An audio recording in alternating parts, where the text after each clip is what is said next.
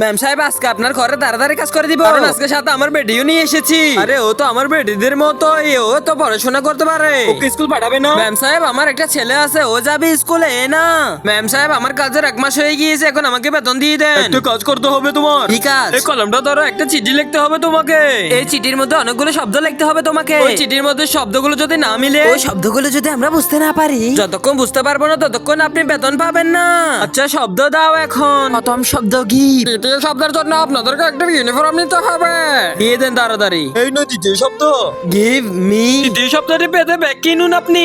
এক দিয়ে দেন আপনি।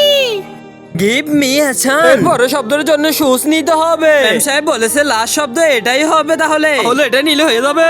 তার আগে দেখবো কারা শয়তানকে হারিয়ে মা বাবাকে ভালোবাসে। যারা মা বাবাকে ভালোবাসে তারা ভিডিও দেখতে লাইক করে চ্যানেলটাকে সাবস্ক্রাইব করে দিবে, আর যারা শয়তানকে ভালোবাসে তারা লাইক সাবস্ক্রাইব করতে হবে না, আর কমেন্টের শেষে আই লাভ ইউ বাবা মা লিখে যাবে। মনে হচ্ছে আমাদের কাজ হয়ে গিয়েছে। Give me a chance to study. তার মানে আমাকে কাজ না পড়াশোনা করান।